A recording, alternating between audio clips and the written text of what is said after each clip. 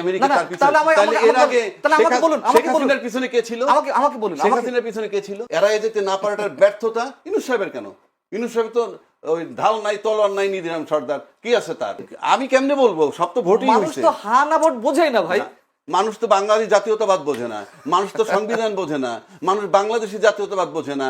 18 বছরের একটা ছেলে, আপনার বাচ্চারা আপনি কলেজে নিয়ে যান, নিয়ে আসেন, ও কি জানে কাকে ভোট দিলে কোন আইনটা কি পাস করতে পারবে? এটা ফাইজলামি। 18 বছরের বাচ্চা, প্রত্যেকের ঘরে 18 বছরের বাচ্চা আছে, তার ছেলে আর মেয়ে, তাদেরকে আমরা কলেজে নিয়ে যাই, কলেজের থেকে নিয়ে আসি। সে কি জানে কার নাম কি, কারে ভোট দিলে কোন আইনটা পাস করবে? আমরা ওই বিতর্কে যখন যাই, কিছুই না। জনগণ হইল একটা খেলার পুতুল, আর রাজনীতিবিদরা কিছুই না। রাজনীতিদের বক্তব্য কি জানেন? রাজনীতিবিদ মানে কি জানেন? বাংলাদেশের কথা বলবো, অন্য দেশের কথা না। কারণ পৃথিবীতে রাজনীতিবিদ পেশা এরকম এই সাবকন্টিনেন্ট ছাড়া উন্নত বিশ্বে কোথাও রাজনীতিবিদ, আমি রাজনীতিবিদ, এই বক্তব্য নাই। আর এখানে রাজনীতিবিদ মানে হচ্ছে কি, তোমার দায়িত্ব আমি নিব। কেন? আপনার কে কইছে? রাজনীতিবিদ মানে আমি তোমার দায়িত্ব নিব। কি? আমাকে ভোট দাও, আমরা দেশ চালাবো, তোমাদের দায়িত্ব নিব। এটা কোথায় পাইছেন আপনি? করেন আপনার রাজনীতি। সেজন্য বললাম, সংবিধান মোতাবেক নির্বাচন হয় নাই এবং সংবিধানে অন্তর্বর্তীকালীন সরকার নাই, বহুবার বলছি। সুতরাং ইউনূস সাহেব কোন সংবিধানে চলছেন? অন্তর্বর্তীকালীন সরকারের অন্তর্বর্তীকালীন সংবিধান।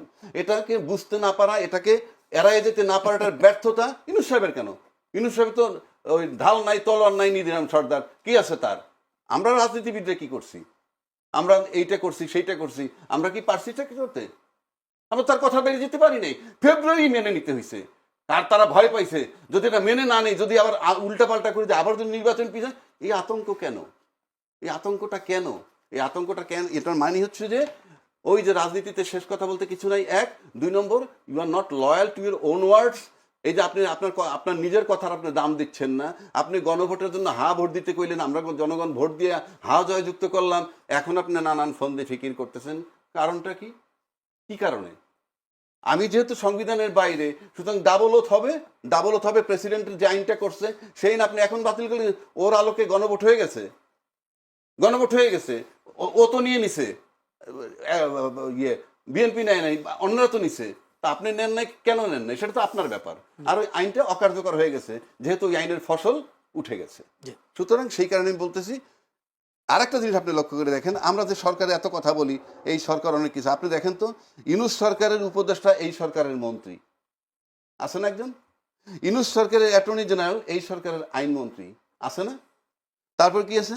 বিএনপি এবং 3 বাহিনীর রাষ্ট্রপতিকে শেল্টার দিছে, রাষ্ট্রপতি তার নিজের ইন্টারভিউতে বলছে। যদি তাই হয়, তাহলে আপনি এই সমস্ত অধ্যাদেশে সই করলেন কেন? না দিলে কি তো? আপনি তো সরানো যায় নাই, অস্ত্রের মুখে দিচ্ছে।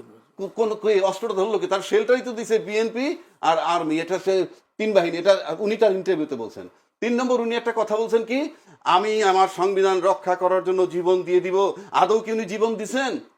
ওনার যে গণভবনের দরবার হল থেকে বঙ্গবন্ধুর ছবি ছড়াই ফেললো, সংবিধানের চাইরের ক মোতাবেক রাষ্ট্র সমস্ত জায়গায়, সরকারি আধা সরকারি সব জায়গায় বঙ্গবন্ধুর ছবি ঝুলন্ত থাকতে হবে। তো উনি কি সেই ছবিটা রাখছে? কই? উনি নিজেই তো বঙ্গভবনে বসে সংবিধান ভায়োলেট করতেছেন। খালি সংবিধানের দোহাই দেন। এই এক সংবিধানের দোহাই দিয়েই কিন্তু হাসিনা স্বৈরাচার হয়েছে। জি, আমি একটু যেতে চাই। আমার কাছে খুবই কম সময়, 2 মিনিট সময় পাবে মঞ্জুর আলম পান্না, আর 2 মিনিট সময় পাবেন আমাদের। প্রশ্ন করবেন নাকি? আমি একটু বলতে চান না নতুন প্রশ্ন যাব কিনা? যদি আচ্ছা, আমার নতুন প্রশ্ন গিয়ে আর টাইম ওয়েস্ট করে লাভ নেই। বিষয় হচ্ছে কি, এই বিতর্কগুলো চলতেই থাকবে জয়নুল। এতে যা যার মতো করে ব্যাখ্যা করা হবে।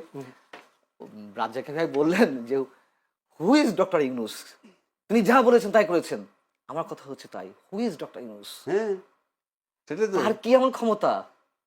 ওই ক্ষমতা কি ছিল? রাজ্জাক ভাই নিজেই, রাজ্জাক ভাই প্লিজ অ্যানসার দেন। ডক্টর ইউনূস কে? পারেন না আমরা? কেন পারেনি? এর পেছনে কারা ছিল? কোন শক্তি ছিল? আরে বলেন, কোন শক্তি ছিল বলতে সমস্যা? ইউএস, আমেরিকা ছিল, আমেরিকা ছিল, পাকিস্তান যদি আমি কিন্তু তুরস্ক ছিল। বলি ভাই, আমি বলি, আমি জীবন এই টক শোতে এসে আপনারা জিজ্ঞেস করেন, আমি যেটা দেখি না ওইটা বলি না। আচ্ছা, আমেরিকা তার পিছনে, তাহলে এর আগে শেখ হাসিনার পিছনে কে ছিল? আমাকে বলুন, শেখ হাসিনার পিছনে কে ছিল? শেখ হাসিনা তো বিশাল একটা রাজনৈতিক দলের নেত্রী। হ্যাঁ, তা এই যে এত 5 লোক কোটি, মারলো, 6 কোটি মানুষের- না এত লোক এই যে আয়নাঘর বানাইলো, বিনা বিচারে হত্যা করলো, ক্রস ফায়ার দিল, সেনা অফিসার হত্যা হইলো, সে করছে কিনা সেটা অবান্তর প্রশ্ন। তার সময় হইছে, শাপলা চত্বর হতে, তারপরে সে থাকলো, তার পিছনে কে ছিল? তার ইউনুসের পিছনে- পিছনে আমেরিকা তার- ছিল। তার পিছনে ভারত থাকতে পারে, ভারত থাকতে পারে, আমরা অনেকে যা বলি। আচ্ছা, এই আমি জীবনে এই কথাগুলো কোনোদিন না ভাই, টকশোতে এগুলো বলি নাই। কেন বলি না জানেন? না ভাই, শুনেন আমার কাছে শুনেন যেটা ভাই, শুনেন দলিল নাই, ভাই, শুনেন আমি না, সেটা বলি না। না দলিল নাই, এখন ওইগুলো আপনি বলতেই পারেন, কিন্তু আপনি যে দালিলিক ভাষায় কথা বলছেন, এটা আমি সম্মান রেখেই বলছি। এগুলো স্রেফ না, না, আপনার বলার সাথে জন্য আমার- বলা, আর ভিতরে কি হচ্ছে না হচ্ছে আপনিও জানেন, আমরাও জানি। না, আমরা এখন আপনাদের- বিষয় হচ্ছে, who is না, Dr. না। ইউনূস?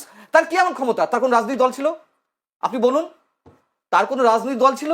তাহলে আচ্ছা, ভয়টা কেন পেয়েছে? ভয়টা কেন মানে যে কোনো শক্তি, বা আমরা কেন ভয় পেয়েছি? রাজীব ভাই বললেন যে রাষ্ট্রপতিকে শেল্টার দিয়েছেন সেনাপ্রধান বা অন্যান্য বাহিনী, কেন দিয়েছে? তাহলে যাতে উনি টিকে থাকেন এই পর্যন্ত। আর অনেক কিছুও বিশেষ বিশেষ বাহিনী দেখেও না দেখার ভাব করেছে। সাংবিধানিক জটিলতা সৃষ্টি হবে, একটা ক্যাওটিক সিচুয়েশন তৈরি হবে, নির্বাচনটি যেভাবে হওয়ার কথা সেভাবে না হয়ে অন্যদিকে চলে যেতে পারে। এইসব কারণেও অনেকেই অনেক কিছু দেখেও না দেখা ভাব করেছে। নইলে আপনি বলুন, রাজ্যে কি ভাই আনসার দিক, আমি তো বলছি শেখ হাসিনার পিছনে 6 কোটি 5 কোটি মানুষ ছিল, বাংলাদেশের বৃহত্তম রাজনৈতিক দলের তিনি সভানেত্রী।